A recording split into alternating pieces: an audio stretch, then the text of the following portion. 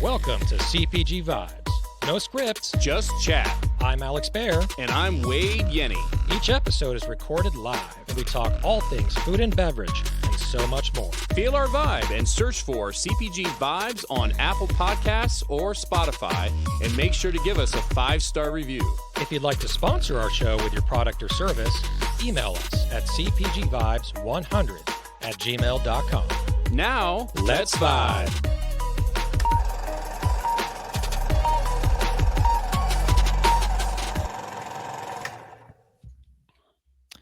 All right, welcome to episode 165 of CPG Vibes. Hope everyone is doing really well out there. We're going to be going over a couple topics today. This is just me and Wade. I know we've had a lot of special edition episodes and a lot of guests and all that good stuff. But today it's just the two of us. We can make it if we try. All right, I'm not going to karaoke here. And so 2 topics, common founder mistakes and brands we love. And I'm just going to do a little preview, Wade. Here's one of them that I love. Sun Bear, because it has my last name in it, so I'm partial to it.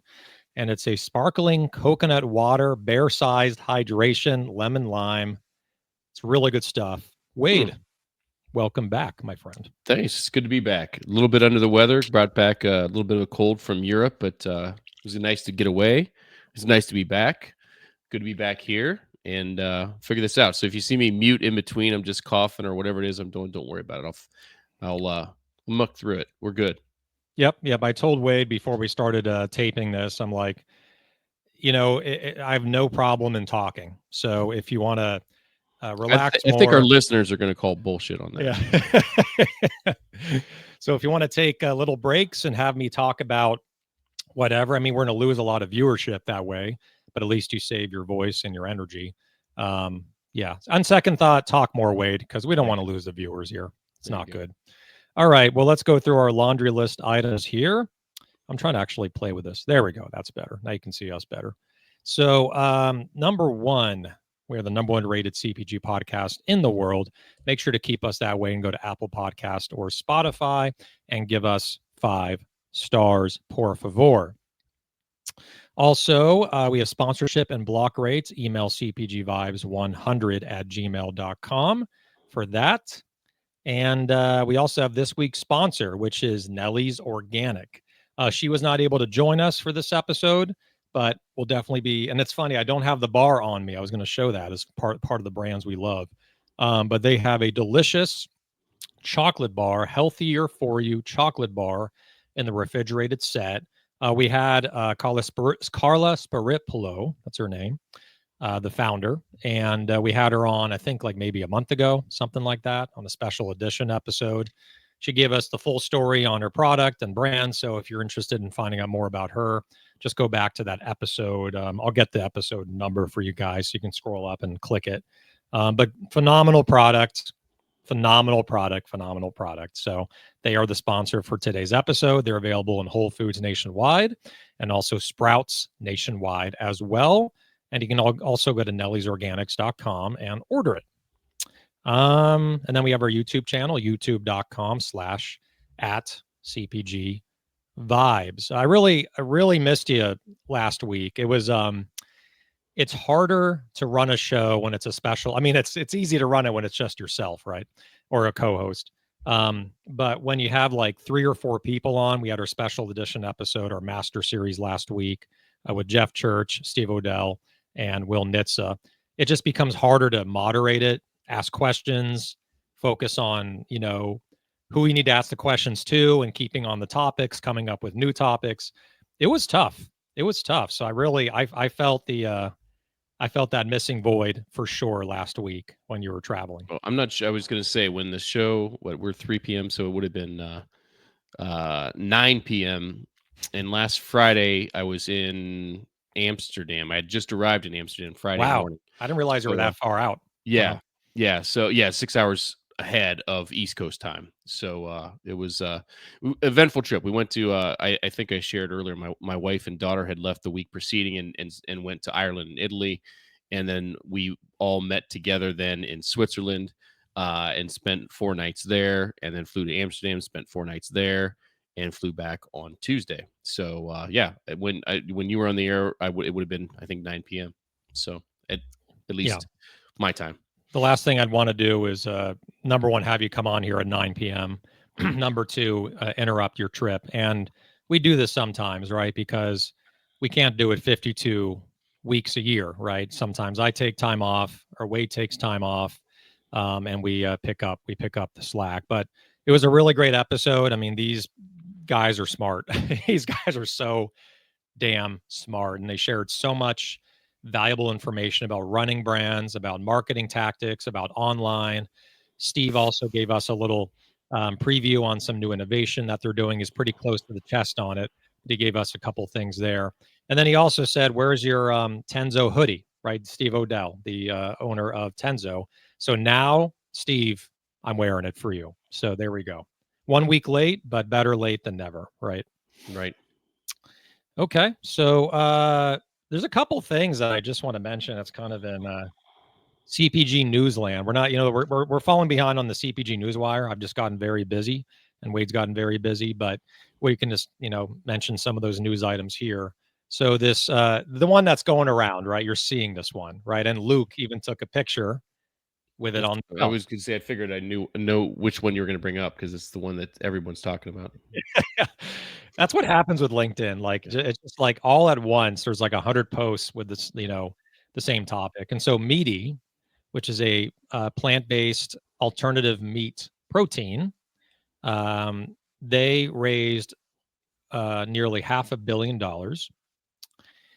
during the craze, right? The Beyond Meat craze and the Impossible Meat craze and all that stuff. And they just sold for $4 million. Hmm. Raised, I'm going to say it one more time. They raised $500 million, and they just sold the company for $4 million. I'm not a mathematician, but It's that's 1%. 1%. That's an enormous loss for all the investors and everyone. And it's kind of a sign that they were part of this previous notion of how to run a CPG brand, which is raise as much money as fucking possible, go as fast as possible, and hope that your revenue will eventually turn into profit, and then you'll sell, right? Just turn and burn basically, at all costs, literally at all costs. And it caught up with them, and then the trend went downwards. So it was like, capital dried up, trend went downwards. Competitors came in, right? All these that are honestly healthier than Meaty, like Abbott's, right? Mhm. One of Luke's clients and also investments. And they had to fire sell it. So that's one big news item that's been going around. And then the funny picture that's on LinkedIn is Luke, and he's at the shelf like this, like the classic, grin that he always has, or the smile, I should say.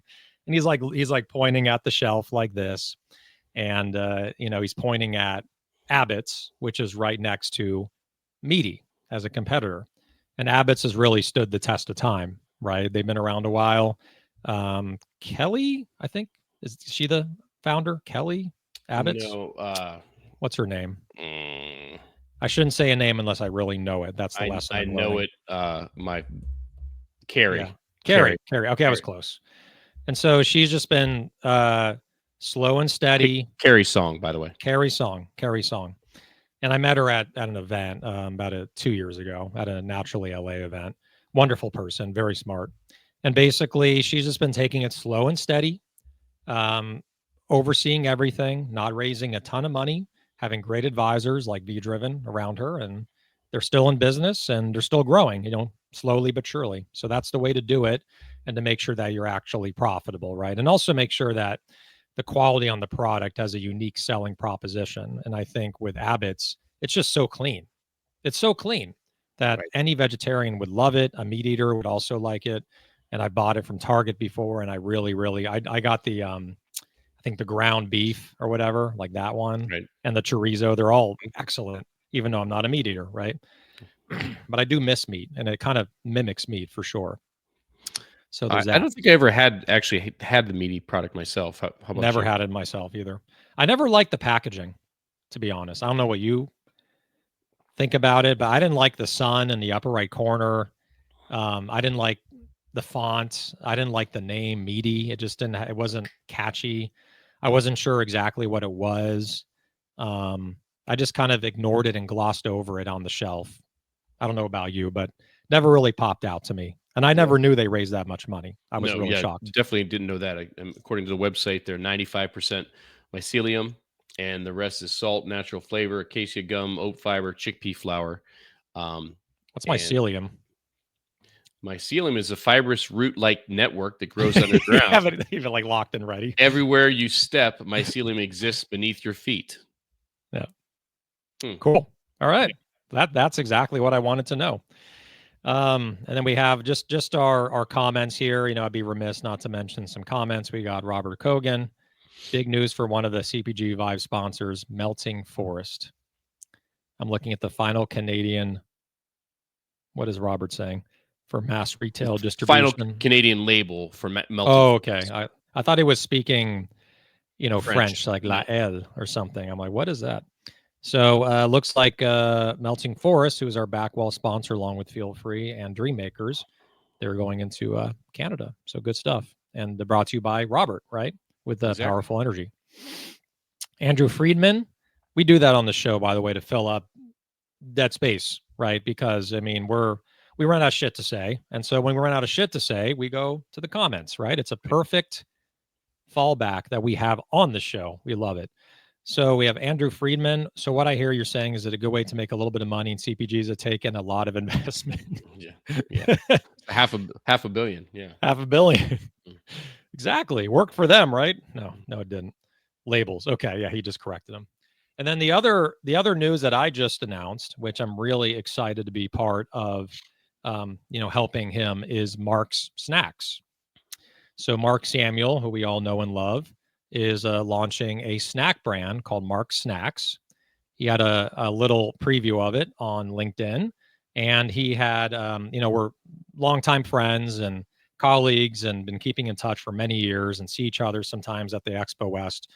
And he decided to move forward on bringing in Genius Dreams to build out his crowdfunding campaign on WeFunder, which will be launching soon. Can't say the date, but it'll be launching soon.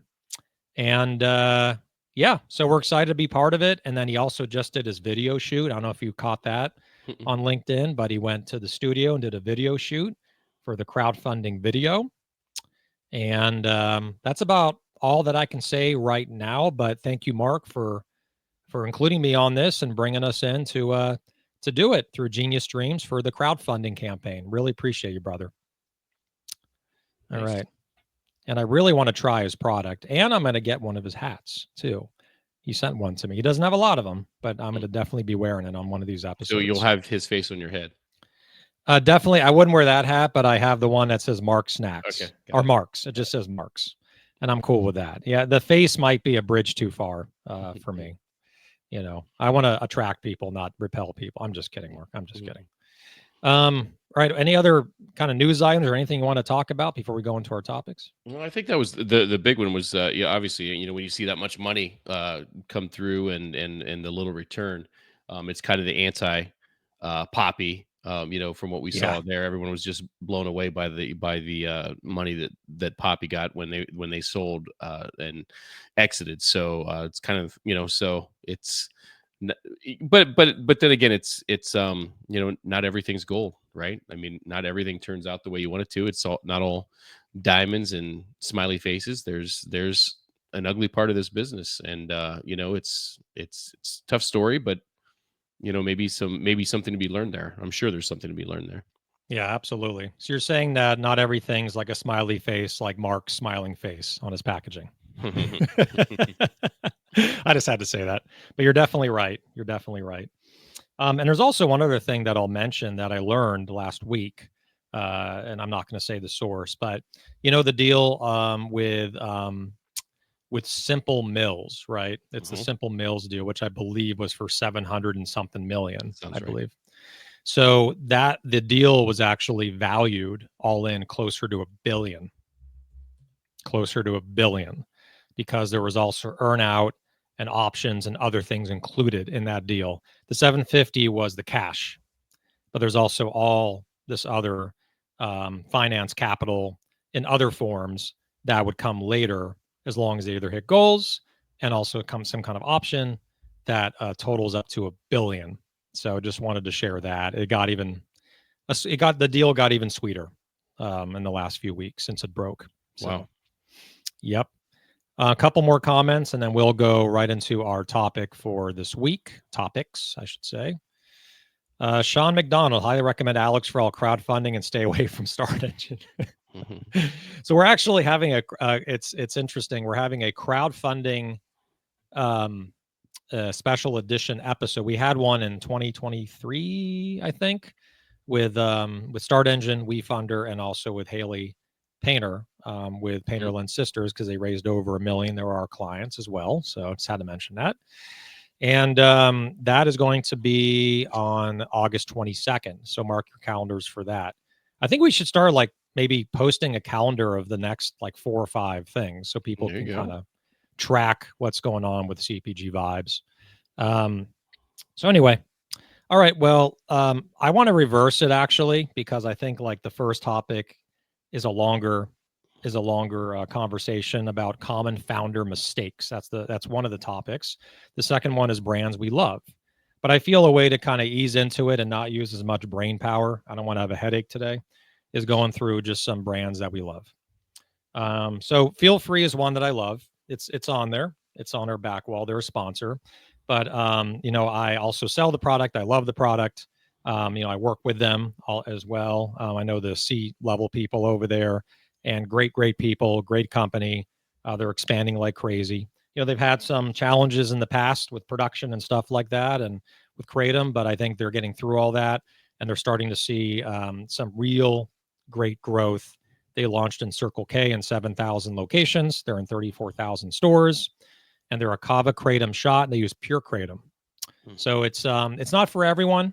But if someone's looking, for kind of a better energy that's plant based, Feel Free does that. It's very strong. It's not for everyone, like I said. And then each bottle is 2 servings.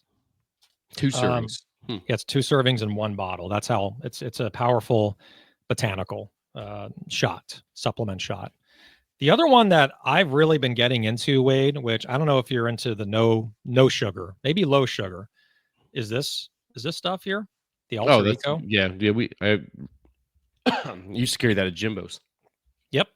So they have like 93% cacao, 70%, but the one that I get for those that are listening after the fact, this is the total blackout, which is 100% cacao.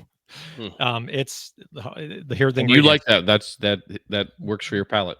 Works for my palate because I'm used to a very bland palate, but I do like my sugar. Believe me, I do have Mhm.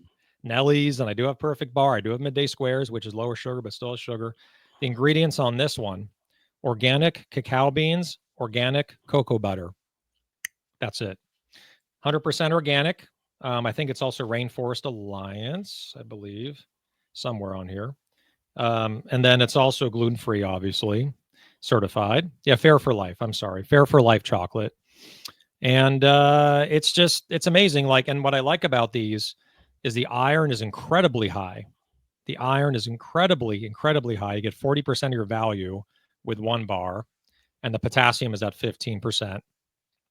And and it still tastes satisfying even though there's no sugar, and that's really rare. I mean, try to have pancakes without sugar, or like maple syrup. Try to have other things without sugar. Oatmeal. This stuff tastes good on its own from nature. So those are 2. I'm going to save the others, but do you have any on your side? I don't. I think we talked a little bit before we went on the air. Just getting back midweek. It's been pretty hectic between getting back into a home and all the duties you have to do there, work, and then this cold on top of it. So I'll have to catch up with you when I'm back to normal, if that makes sense. Okay. Any off the top of your head that you've been snacking on or drinking lately, even if you don't have Well, them? well, I was gonna say, for the last week plus, I've been eating things in different countries, so they're completely different. So nothing's off the top of my head. Okay. Yeah, it's my mind's kind of foggy as far as stuff like that goes. No worries. Okay. Actually, we never talked about your shirt, Derek Gould. So your shirt, tell us Hemp, about it for those hemp, that don't know. Hempway Foods, and I looked and the website was there, still there. They're So still in business. yeah, Okay. they're Yeah. still around, and I'll give a shout out to Carla Boyd, and I'll put that link here. Yep. Um, yeah, Derek wants to know about it. I liked it. I love the shirt. There's their website talking about plant-based products that is clean and right up your alley, Alex. I think this would work for your diet for sure. Um, 100%. yeah, 100%. No, I'm going to check it and out. she's Is it, she's good people. hopefully, they're selling in LA, right?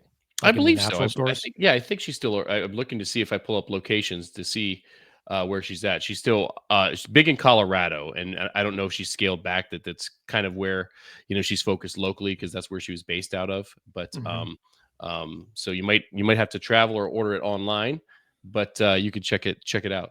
Cool. All right. So I'll check it out and I'll Obviously has follow. hemp. Obviously has hemp in there. Yeah, I would Brown assume brown rice, lentils, grains, etc. all the good stuff. Yeah. So, also, this is one that is obviously mainstream. This is Perfect Bar. Um, I've gotten more heavily into Perfect Bar because even though this is like chocolate chip, I'm trying to avoid as much. Like I do cacao, right? Like pure cacao, but I'm trying to avoid more like chocolate chip stuff and like other types of chocolates that are a little more decadent because they're addictive, right? I will strike out Midday Squares from that list of not what not to have because I feel their chocolate is so high end and it's so satisfying and dense that it's like in another planet, right? But as far as like different bars that are out there, I try to avoid chocolate mixed in with other stuff when there's sugar because it adds more sugar. But when I'm in a bind and I'm out, I'm in the car, I'm hungry, I don't have time to stop somewhere, this hits the spot, the Perfect Bar. And Costco has a variety pack which has peanut butter and peanut butter, dark chocolate chip peanut butter, which is the one I'm holding.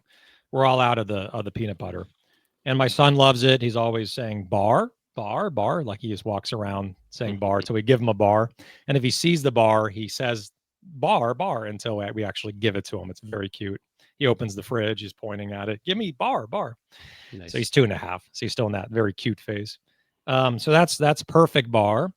And honestly, I will say that I love the almond butter one as well, but it's not at Costco. And it's actually not as easy to find as the peanut butter. It's not available in all the stores that the peanut butter's in. The other one I will mention is Real Cereal. This is also another great product. So that you probably see the guys posting all the Hmm. time on Hmm. LinkedIn, and they've launched in Sprouts and they're launching in all these new stores.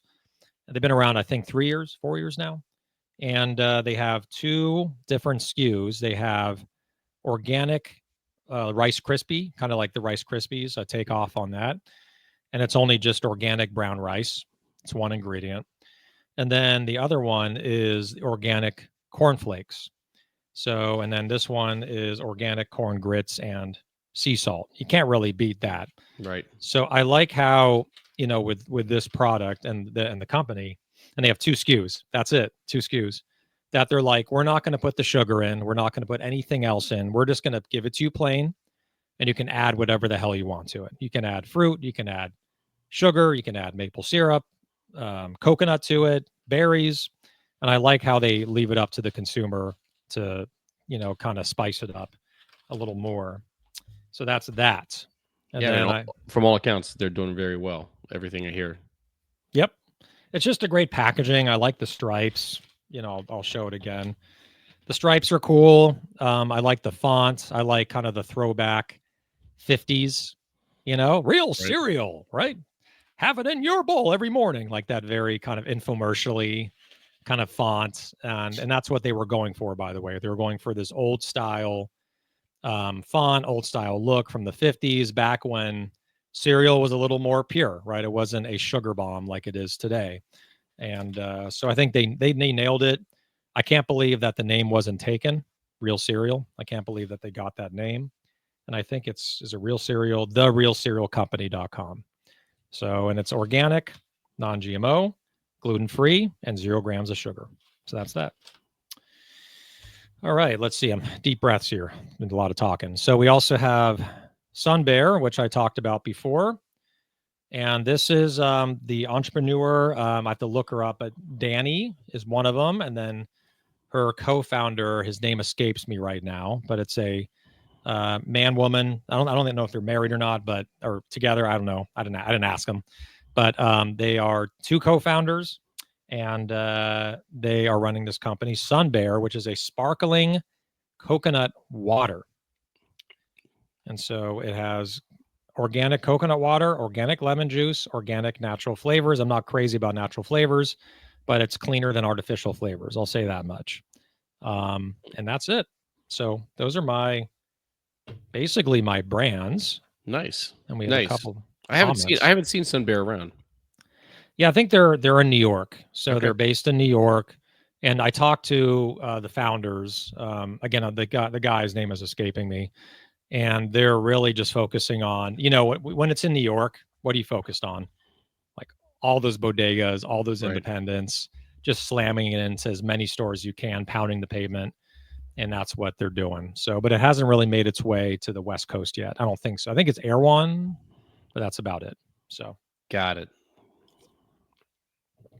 all right. It says I'm trying to find his name for you, but I see it was founded by Danny Kruger, and her boyfriend. Haven't seen So they are haven't seen together. his name. Haven't seen his name. That's according to AI on yeah, Google AI. Let's put it that way. Google AI. There you Yeah. go. Ben. I just found it. I don't know what Cool. his Ben. last name is, but it is Ben. Awesome. And I'm actually going to be texting her. She's like, when is it airing? Because I texted her that we're going to be talking about her product now. All right. So I'll show it again because she's now going to be hopping on. Okay. So and then really the first topic, well the second one, which was listed as the first, is common founder mistakes. So I think a lot of people are going to resonate with this one because everyone makes mistakes. But wait, I'm going to go over to you so I can catch my breath here. Okay. Hopefully, have your lozenges ready. Good to go. You work with a lot of brands through V Driven, and you talk with them one on one. You interface with them. You help them grow, get them into new stores. What are the common things that you see when they do make mistakes? What are those, and what should they be avoiding? Well, I think especially from our end, we're a service provider, right? And you have a lot of experience on the team, whether you talk about sales, whether you talk about distribution, whether you talk about my background in retail. And when you're talking to service providers, you would like to think that those service providers are subject matter experts. In your case, obviously you've been a founder. You're have experience with crowdfunding, right? You're a service provider. And I don't know if you classify yourself as an expert in that, but that's what you're selling. That's I service, definitely right? do.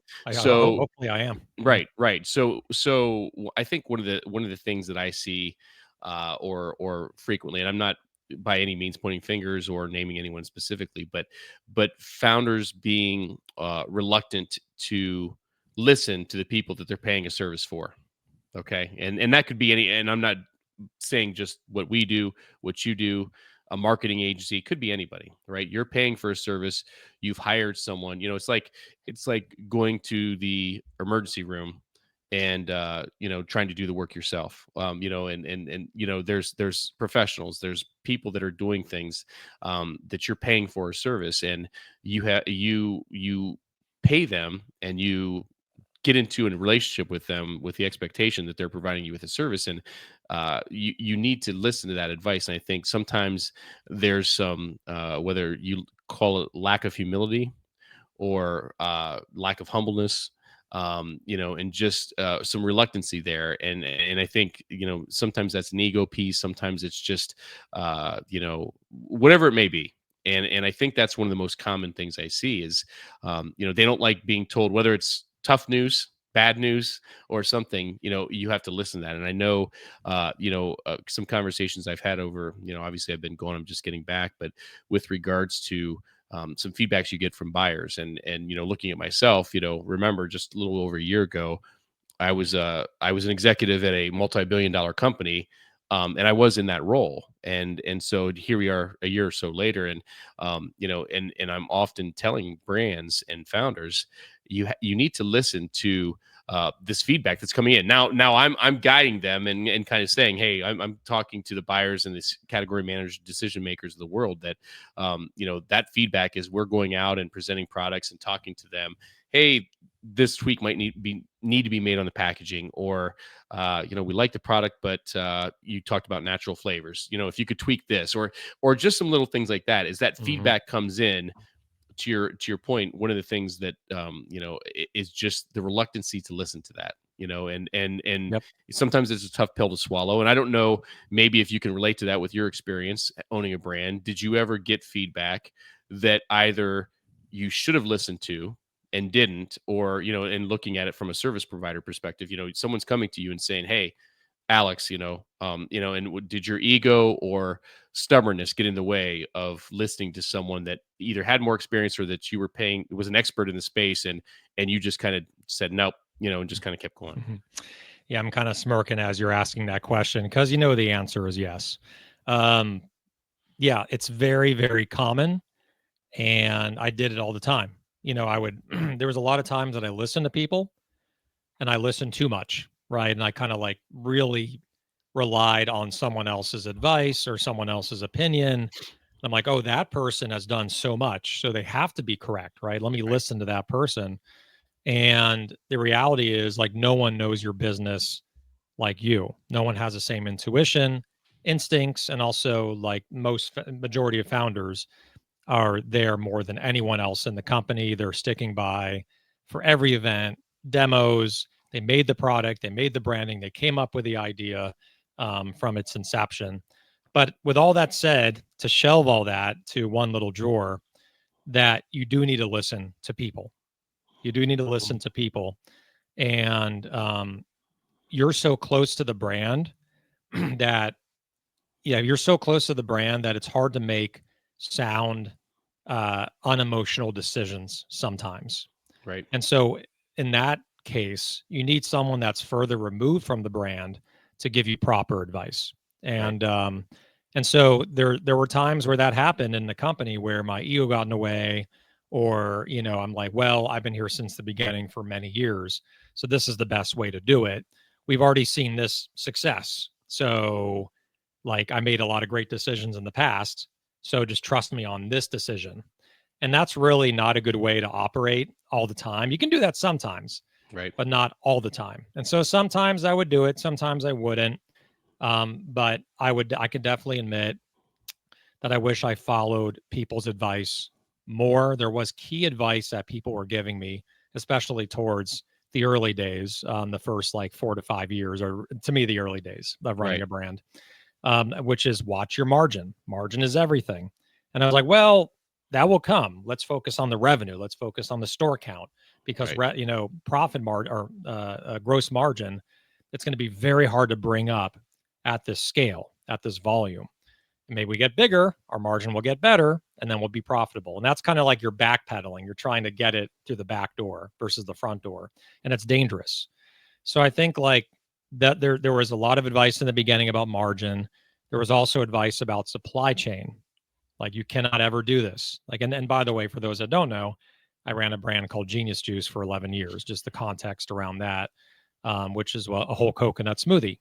Shucking the coconut meat, extracting the coconut water, and then blending it into a smoothie. And a lot of people said like you got to change your supply chain and make it something else. Make it water with coconut milk, something easier to make. And I knew I couldn't listen to that advice because that's what made our product different.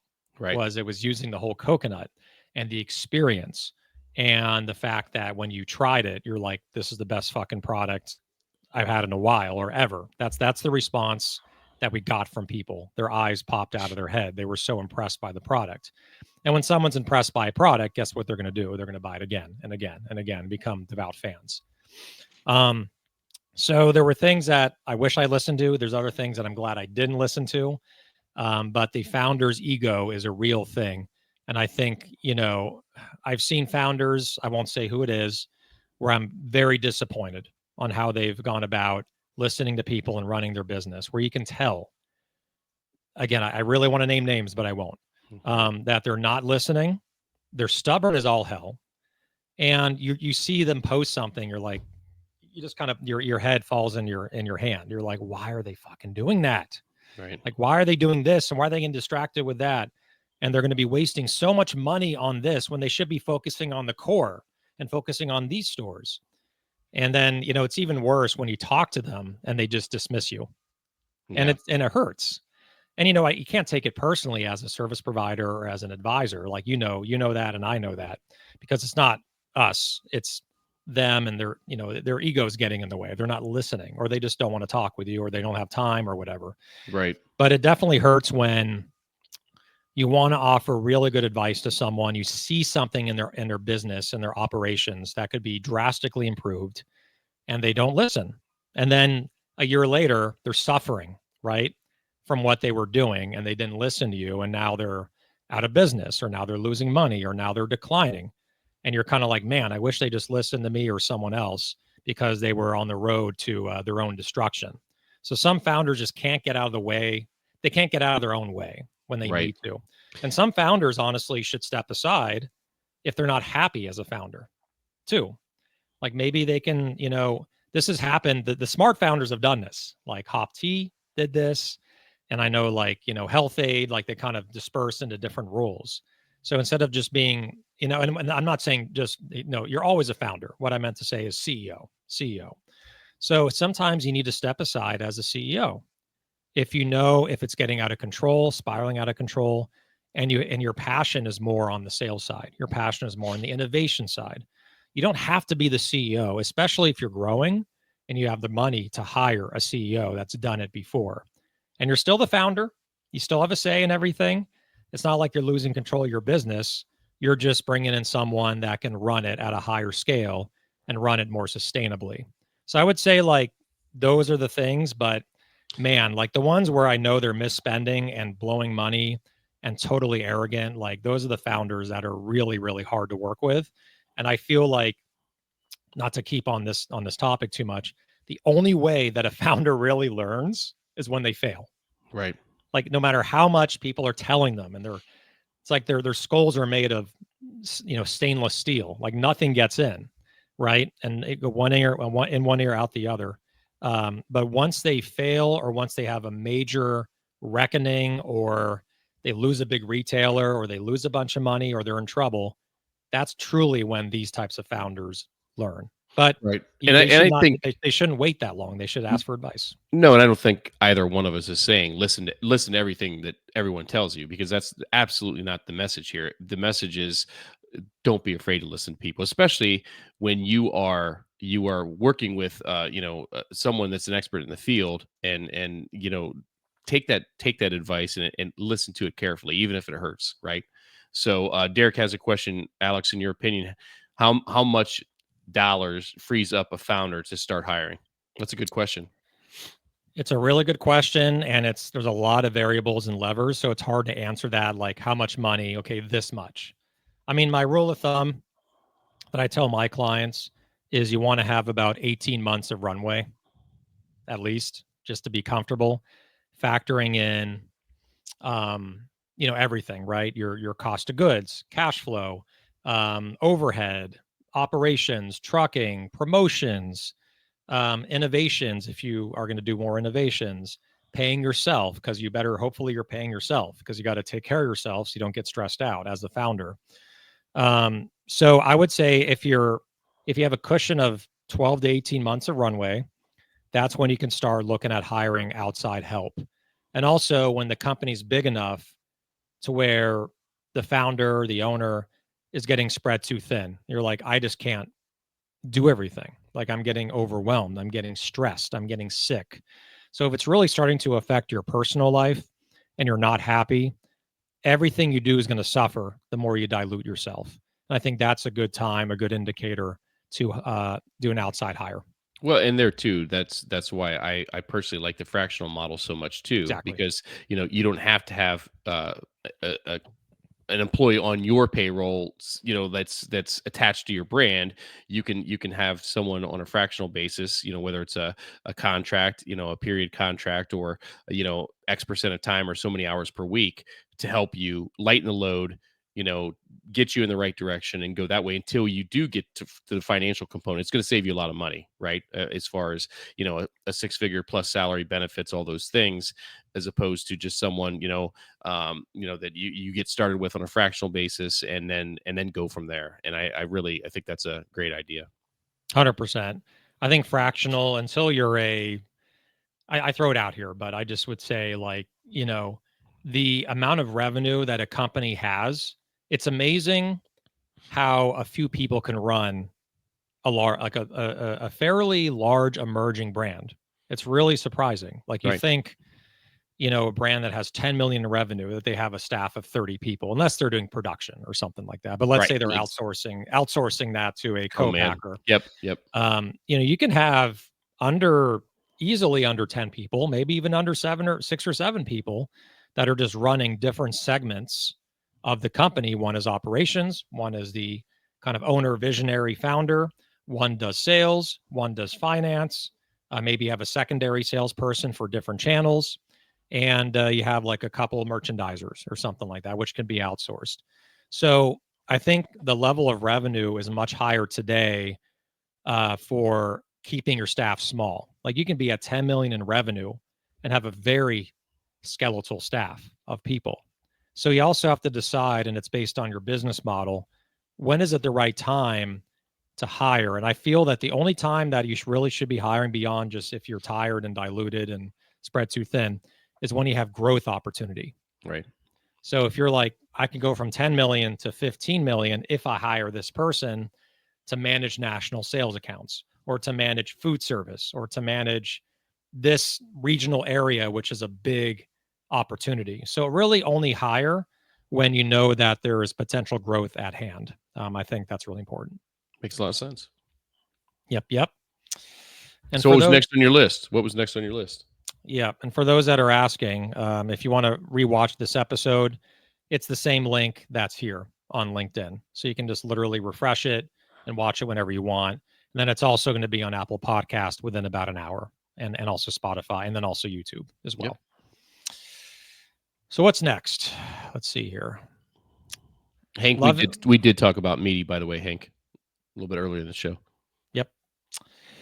So loving a product but not doing proper market validation. So I feel this is one that actually Will Nitza talked about last week on our Master Series episode. For definitely go back and watch it, which is founders that fall in love with products, but they don't do proper market validation or studies, or they just don't get it out there enough to really determine, is this something that can actually grow? Can this actually be successful? Can this concept actually work?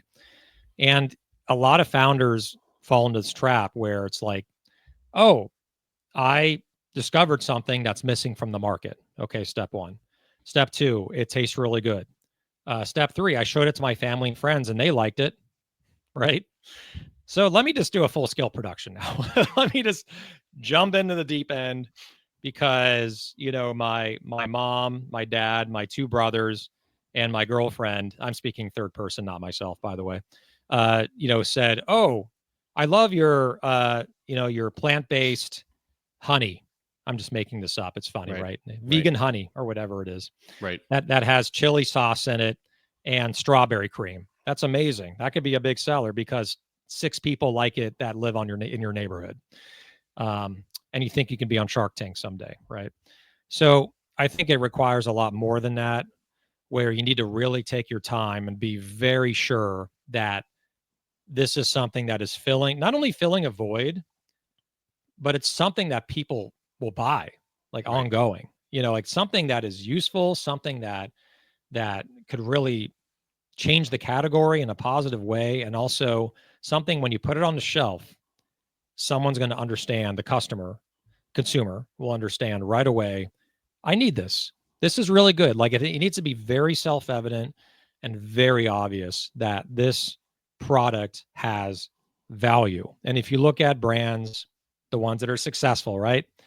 Look at Perfect Bar, right? The one I showed about 20 minutes ago. They're in the refrigerated set, the first refrigerated bar, a fresher bar, a better tasting bar. That filled a void because there were like 30 or 40, 50 bars, right, in that set that are all shelf stable. Nothing against those, that are boring, right? Like a lot of them are boring or the same thing or being repeated. They did something and they evolved it and made it fresher with refrigeration. So like that is I think a great move. And then you also have brands like Olipop that it's pretty obvious what they do. It's a soda, but it's a better for you soda without all the sugar and all the crap in it, right? So they made it extremely obvious. That and millions of dollars, right, in marketing to make that happen. But they had a great proof of concept early on where many people had tested very high, and they knew that this could be the next kombucha. So they used education, data, consumer, and gut, by the way, no pun intended. Like they use their intuition. But they also had that hockey stick too, where they started here Yep. and then spread wide, right? And then it's the inch wide, mile deep. We talk about that all the time. But they didn't try to get into Walmart day one, Yep. right? Took 4 years to get into Walmart for them. Exactly. Yeah, and I think talking about the natural organic channel, and so many times, proof of concept that what you're talking about is introducing. And I phrase it that if you excel there, the best of the best graduate over into those other channels. But I think the mistake that I see so many times is having a focus that's like this, Mm-hmm. and I'm going to try to get into Walmart. I'm going to try to get into Kroger. I'm going to try to get into Costco. I'm going to try to do all these things, and I have not really proven the concept in the channel that I need to start with. So it's really, I think that's where a lot of the money aspects and some of these things, supply chain, all these things, all of a sudden you're instead of being laser focused, whether it's a regional or channel specific, you have a focus that's just like this, right? And Mm-hmm. and you can't see the forest through the trees, and you don't know what works and what doesn't work. And so I think proving the proof of concept, outside of friends and family, neighbors, etc., and we talk about that all the time. And then going to that next stage, whether it's regional or hyper local, a local co-op, a local mom and pop or something like that, get it going there, and then maybe another one or second one, and delivering things in your car, and really getting it to work before you just decide that you're ready for mass retail. And you talk about the production piece. I always talk about that the minute you produce something, the time starts ticking, your shelf life, right? Mm-hmm. And so you want to produce, I'm making something up, 10,000 bars, because you get a better price because you produce 10,000.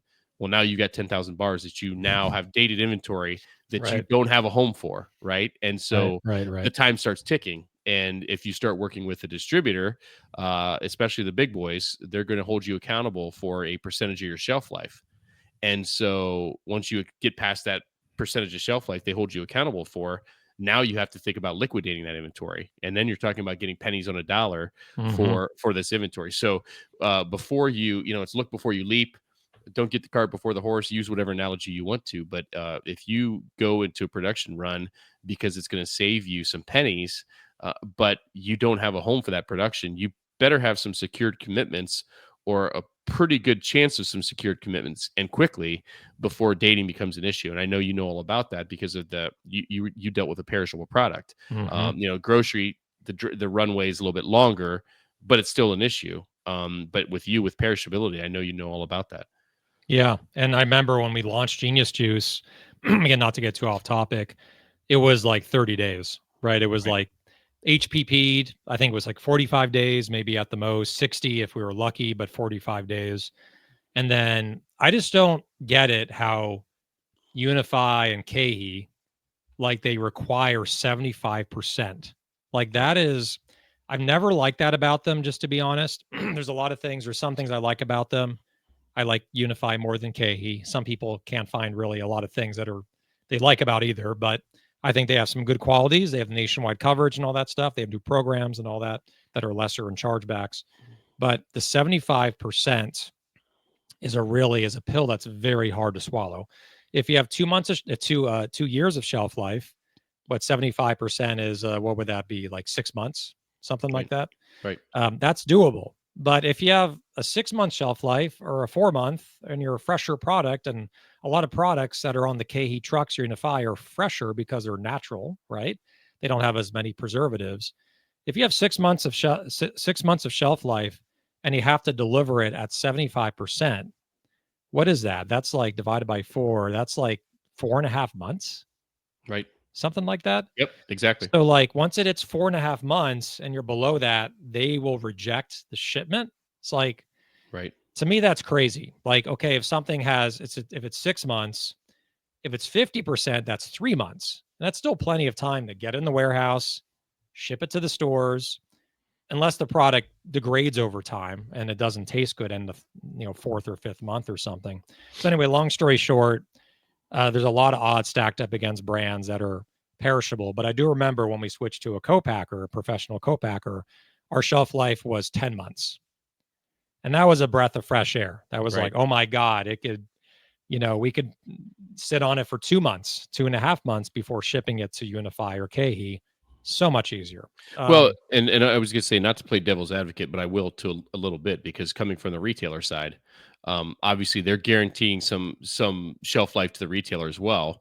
And I on the retail side, and let's just call it what it is. In this channel, natural, organic, specialty, we're talking about slow moving products, right? I mean, Mhm, mhm, we're not talking about Walmart volume, Costco volume, etc. I mean, certainly you've got the Erewhons of the world, you've got the Berkeley Bulls, but your average store in this channel isn't doing the turns and the store volume and customer counts and things that the large mass retailers and even conventional retailers are. So mhm. you're talking about slower moving categories. So you need longer shelf life. So, I mean, I True, certainly understand the true. founder aspect, and I agree with you, but I, as a retailer, I'm going to hold my distributor accountable for an X amount of shelf life. And if I'm taking a chance on a brand, I need to know that I have a chance to sell it. And if you widen or shorten rather that gap of how much time I have to sell it, you're going to make me less likely to take a chance on an emerging brand, because I'm just not going to take the risk. I'm going to go with something I know that will sell and or has a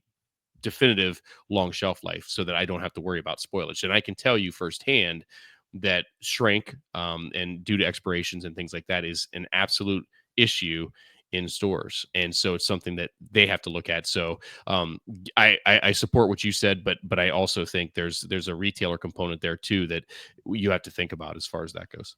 Yeah, that's really good to know, and that's really the beauty of the show, right? It's the Mhm. seeing in both perspectives, right? From the brand founder, from Wade's experience being in retail and being a buyer, being at the buyer's desk, and now he's with V Driven.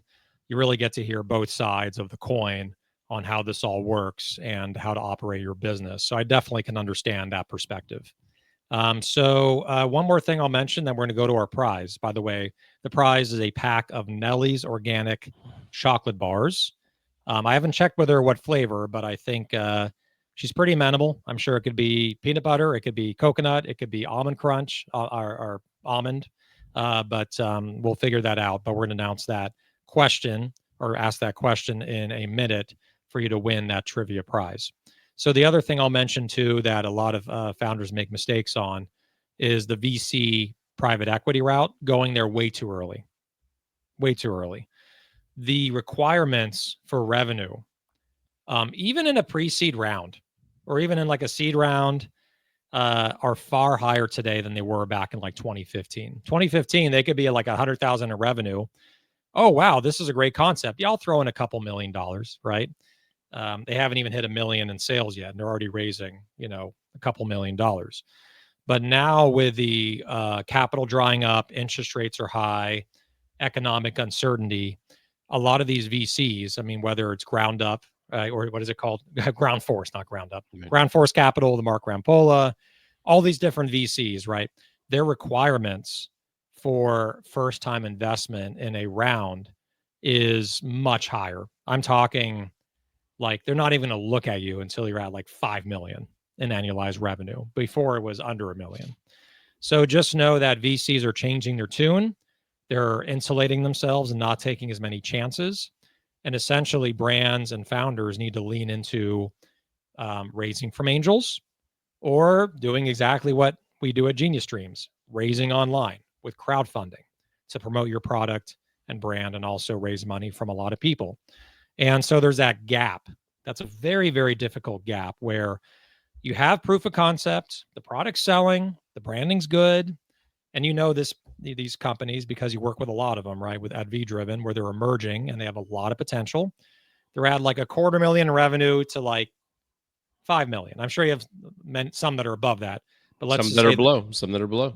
some are below. Like the line share is going to be, I think, between 100,000 and 5 million, like the big line share. And it's very hard to raise venture capital or private equity. Private equity impossible unless you're, you founded Poppy and then you're creating something new or something. You know what I mean? You gotta have that experience and clout. But for most founders walking into this, very hard to raise that. And they start too early. They start approaching the VCs and the private equity thinking they can get a big check and that their idea is the next big thing since sliced bread. And I can tell you that, yeah, form the relationship with them. Okay. Like make sure they know who you are and they can follow you, but don't waste your time pitching these people. Just go out and do angel rounds, go out and raise from your friends and family, bootstrap it, and also raise money online with a WeFunder or Start Engine. So that's going to be my advice and a common misstep a lot of founders make. Good stuff. All right. So we're going to go to our prize here. And this is called Friday Freebies. Friday freebies. All right. So the prize is our sponsor, right? It's Nellie's Organics, Carla Sparupolo. I had to practice that in the mirror 10 times just to make sure I pronounced it. And she's giving away, I believe, a variety pack of her chocolate bars. I believe 6 of them or 12. I'm going to confirm that with her. They're delicious. They're nationwide at Sprouts. They're nationwide at Whole Foods. They're in natural stores all across the country. And it's, to me, like Midday Squares and Nellie's are like the two, like ones, like the chocolate refrigerated in that set that are incredible. Incredible. So let's do a trivia prize. I have the question. I have All right. So how much did Meaty sell for? This is an easy one. Yeah. That's a softball if I ever heard of one. Yeah.